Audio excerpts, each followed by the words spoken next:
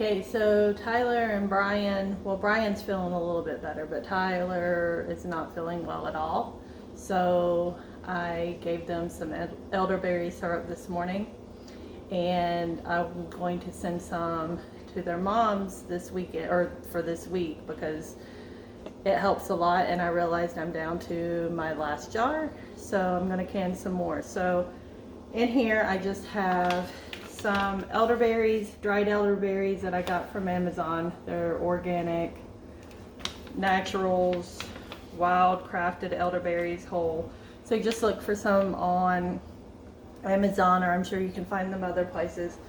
I have a stick of cinnamon for each batch that I'm making. I'm making 3 batches, and I have 5 cloves for each batch, so I have 15 cloves in here. And I have a tablespoon of grated ginger, again for each batch, so I have about 3 tablespoons of grated ginger and 2 cups of water per batch, so 6 cups of water, 3 cinnamon sticks, 15 whole cloves, and 3 tablespoons of grated ginger. And I'm going to let this reduce down and cook and reduce down. I've got my jars going in the dishwasher, but it will probably only take 30 to 45 minutes to reduce this down some, and then it will be ready to can. Now since I'm going to can mine, I don't add honey until I pull it out of the canner.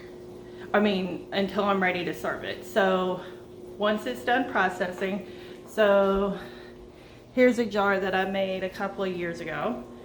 And when I open this jar to start giving it to the boys or whoever, I will add my honey at that point and just shake it really well. If you use local honey, that would be my suggestion, because then you're going to get the allergy benefits that you need from your local area instead of just buying it somewhere else. So, and then you're supporting local anyway. So I'm going to let this reduce down. My youngest is going to hate me when he wakes up because he hates the smell of this, and I don't really enjoy the smell too much either, but it tastes much better than it smells. So once this finishes and reduces down, I'm going to strain it out. I'll come back at that point, and once I strain it, I'll add it to my jars, and I'm going to add lemon juice to my jars so I can water bath can it and not have to pressure can it. And then I will have more elderberry when the boys need it or we need it or whatever, and it works really, really well. So we will be back when I'm ready to strain and process. Okay, so the elderberries are done doing their thing. The jars are almost finished in the dishwasher. Actually, they are finished. So I'm going to strain this out. I have my really small strainer, but I put some cheesecloth in it just to drain out any of the extra stuff. So I'm just going to pour this in there.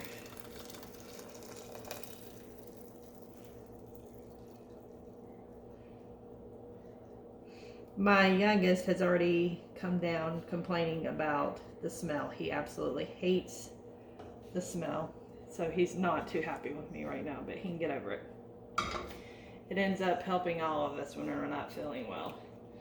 So I'm going to let that drain, the extra water strain out of my colander here.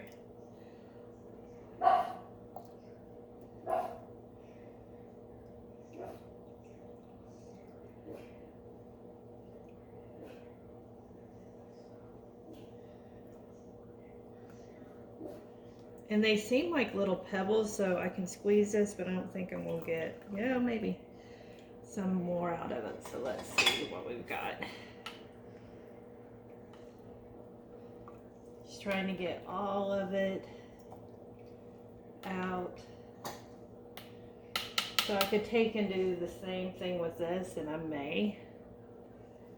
So I'm just going to continue doing this and see if I get any more liquid out of it, and then I will be right back.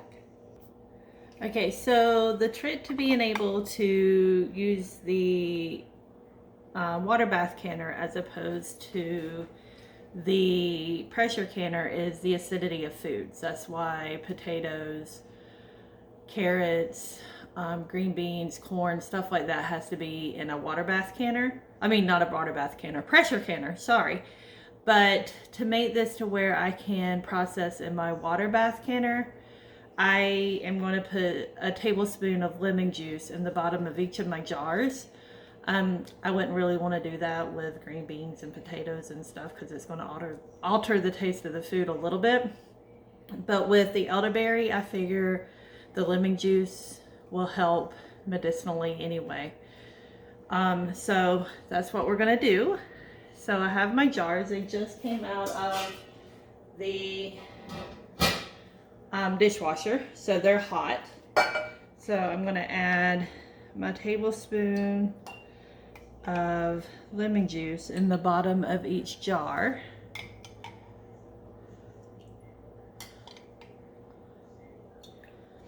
And then I'm just going to pour the elderberry syrup on top.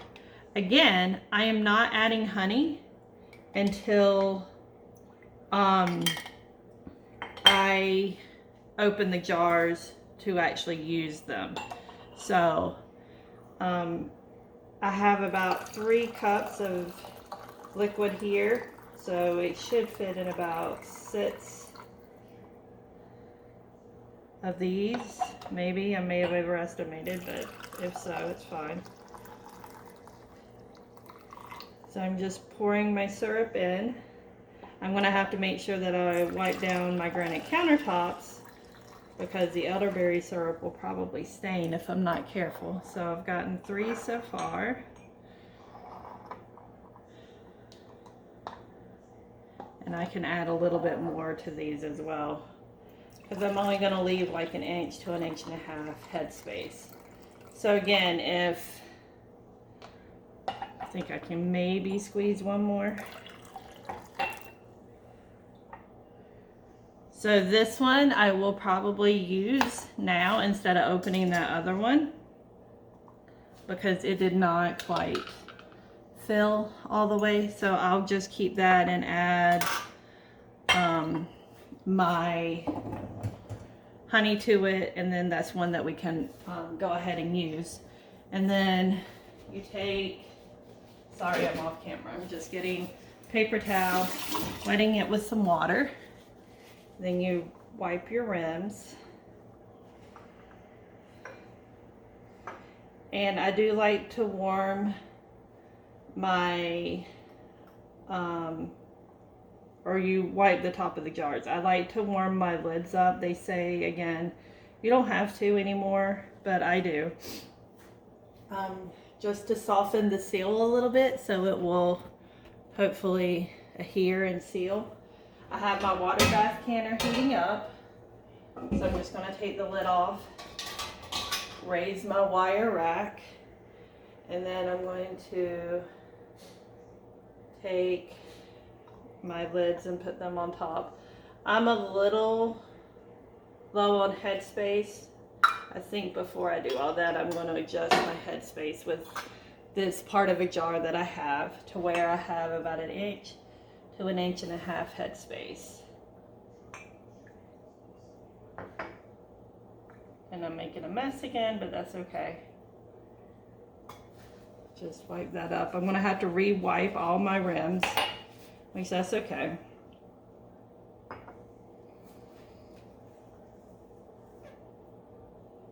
Okay, so I'm gonna get another paper towel and wet it. And do the top of my rims again. If I'd been paying attention, I would have been able to skip this step again, but that's okay. My lids are still warming a little bit, so it's not going to hurt anything. So there's really not that much left in this one. I might can just finish it out, and now we just have 4, so that's good. And this has lasted me a while. Some people use it as a preventative. Now, if you use it as a preventative, you're going to go through it a lot faster. I normally use it as when we start feeling bad, and then that's when I'll pull some out and take some or give some to Steve or the boys. It's not that bad if you don't like the smell, which it can be kind of intense. The taste isn't that bad. So what I do is just cover up. I just plug my nose before I take it, and that's all I do.